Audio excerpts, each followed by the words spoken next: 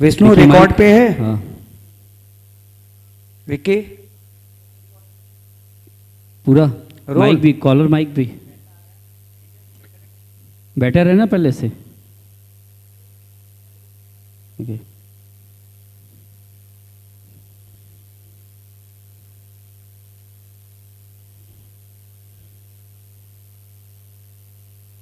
Ram, public audio चाहिएगा तो boom mic उसको दे देना, दीपू को।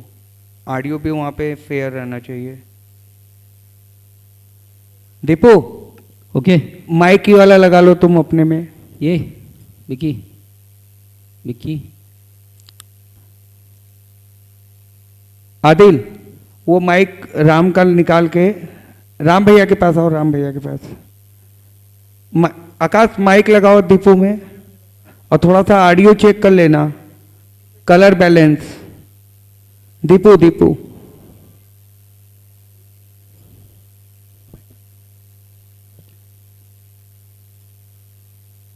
विष्णु, दीपू का कलर बैलेंस और वो सेट कर दियो, पूरा है ना, कम मैचअप है ना। ऑडियो एक बार चेक कर लो दीपू का, बूम माइक का।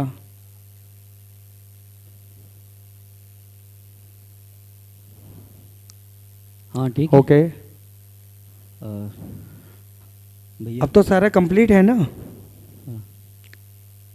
दोनों दोनों माइक का एक साथ बोलिए तो भैया। हेलो हाँ विक्की रिकॉर्डिंग दबा हुआ है ना आदिल।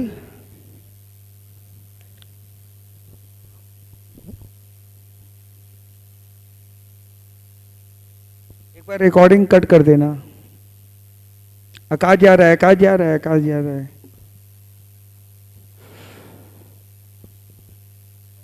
ओके हेलो हाँ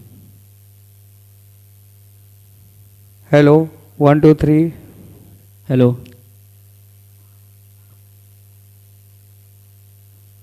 दोनों परफेक्टली है ना। हाँ कंप्लीट हो, अब कंप्लीट है।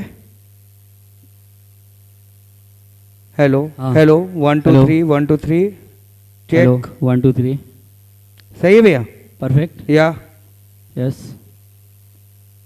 विक्की वाले में भी देख लो ना एक बार, इसमें भी चेक करके देख लो तुम। सही है, देखो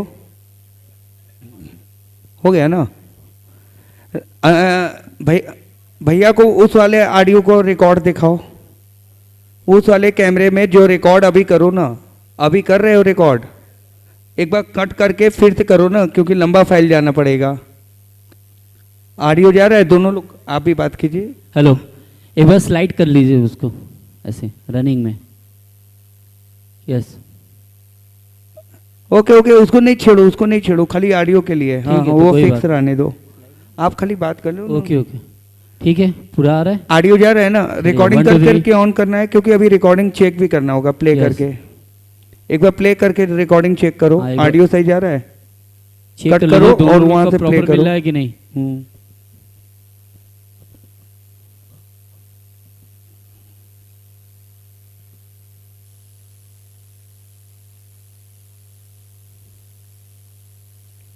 लास्ट वाला, हाँ लास्ट ऑडियो। भैया एक बार ऑडियो हेलो। चेक कीजिए। नहीं वो प्ले किया हुआ है, रिकॉर्डिंग रिकॉर्ड प्ले किया। सर, हेलो, वो record 1 2 3 किया है। हेलो हेलो सर, ये रिकॉर्डिंग वाला है, एक बार आप देख लीजिए। रिकॉर्डिंग जो हुआ है वो देख लीजिए, जो ऑडियो मॉनिटर से जो जा रहा है वो रिकॉर्ड है, परफेक्ट है। ये दोनों जगह हाँ हेलो 1 2 3 सर ये रिकॉर्डिंग, आप पहले आप रिकॉर्डिंग सुन रहे थे। हाँ ये रिकॉर्डिंग वाला, आप कैमरा पे लो, कैमरे पे लो, कैमरे लाइव लगाओ।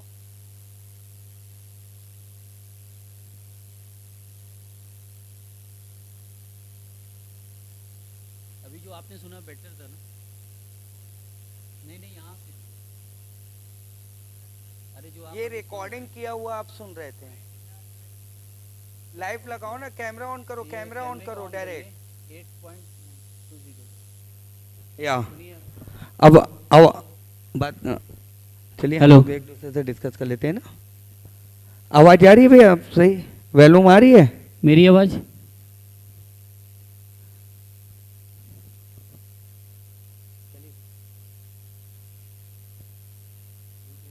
अच्छा वो चल रहा है क्या प्ले?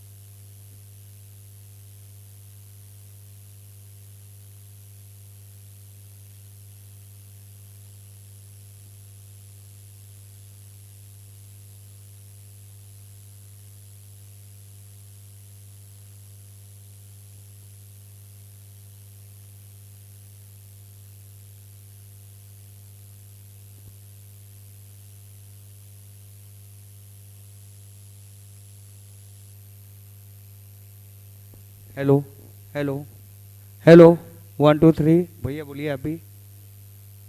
आप नहीं, आप बोलिए, लाइट है। हेलो हेलो 1 2 3 हेलो हेलो आ रहे भैया? कंप्लीट है? ये परफेक्ट है। डायरेक्ट मॉनिटर से ही आ रहा है आपका।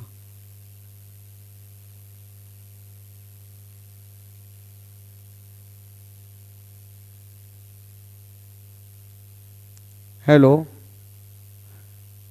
Hello hello hello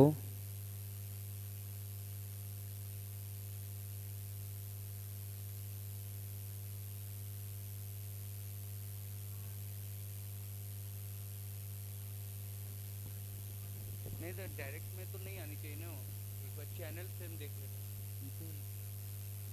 Vicky Vicky एक बार चैनल सेट करो तो। विक्की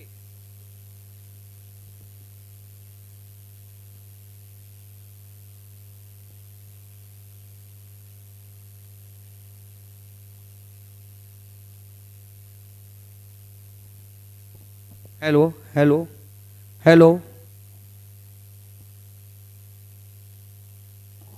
हे- हेलो हेलो हेलो हाँ हेलो 1 2 1 2 3 3 हेलो 1 2 3 हेलो 1 2 3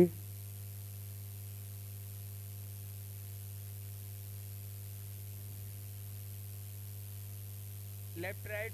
अरे यार लेफ्ट राइट वाला दोनों फंक्शन पे, दोनों पे सेलेक्ट ऑल कर दो ना।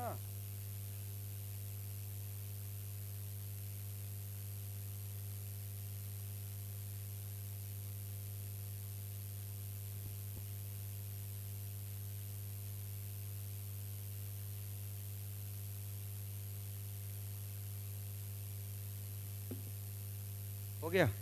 विक्की चेक करो, तुम चेक करो ना। विक्की तुम चेक करो कान में लगा के। दोनों हेलो दोनों देखो आ रहा है। भैया दोनों आप का बोलिए। Volume. Hello hello hello hello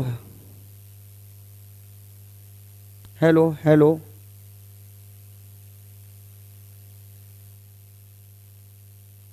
hello 1 2 3 आप बोलिए भैया। हेलो 1 2 3 हेलो ठीक है। हेलो हेलो हाँ hello 1 2 3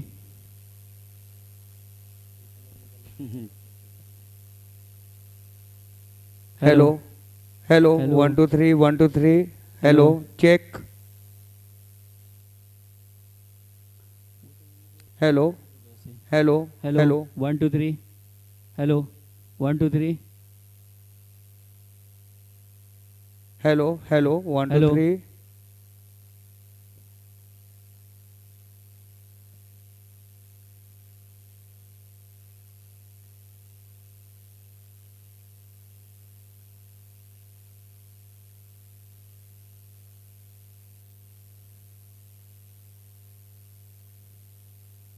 hello hello hello hello 1 2 3 hello hello hello